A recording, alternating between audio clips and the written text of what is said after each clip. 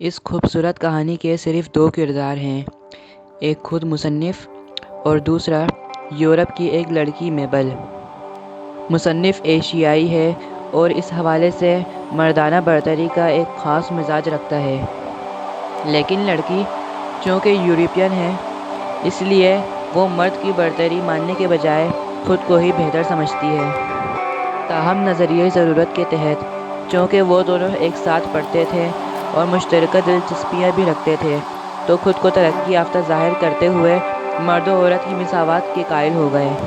یہ زبانی مساوات اپنی جگہ، مگر عملی طور پر مرد خود کو اشرف المخلوق خیال کرتا ہے اور عورت خود کو کائنات کی رہبر اور مردوں کو حشرۃ الارض سمجھتی ہیں۔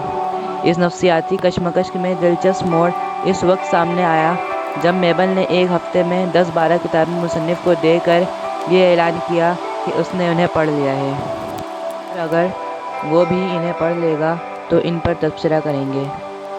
فلسفے اور تنقید پر مشتمل یہ کتابیں مصنف کو اتنے کم وقت میں نہ پڑھ سکنے کے بعد نہایت شرمندگی سے اپنی شکست کا اعتراف کرنا پڑا اور میبل کا اندازہ فاتحانہ ہو گیا۔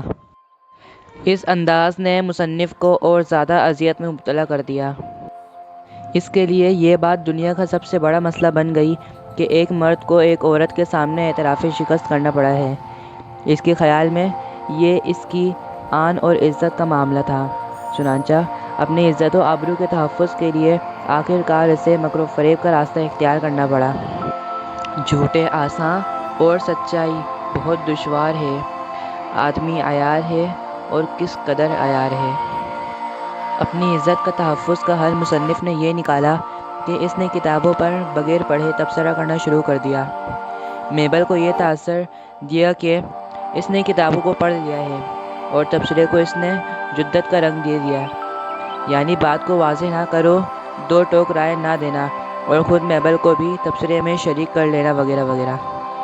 اپنی اس چال بازی سے مصنف نے میبل پر برتری تو حاصل کر لی، لیکن اس کے اندر ایک اور نفسیاتی کشمکش شروع ہو گئی۔ وہ سوچنے لگا کہ میبل بہرحال ذی علم ہے کیونکہ مطالعہ کرتی ہے، جبکہ وہ جاہل ہے کہ در حقیقت پڑھتا تو نہیں۔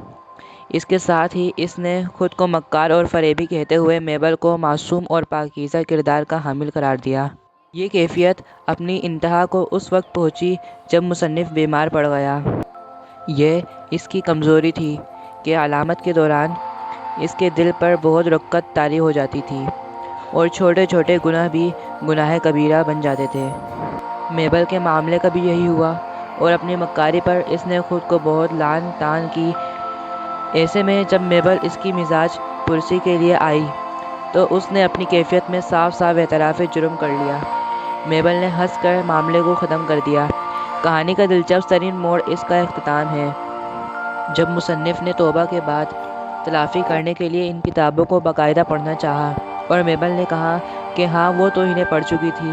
مصنف نے کتابیں کھولی تو ان کے ورق تک نہیں کٹے تھے، گویا کہ میبل نے بھی انہیں نہیں پڑھنے کی زحمت کی تھی اور وہ بھی مصنف ہی کی طرح بغیر پڑھے علمیت جتا رہی تھی۔ مصنف کو یقین ہو گیا کہ مرد و عورت کسی اور معاملے میں ہو نہ ہو، مکر و فریب کے معاملے میں برابر ہی ہیں، یعنی مساوات رکھتے ہیں۔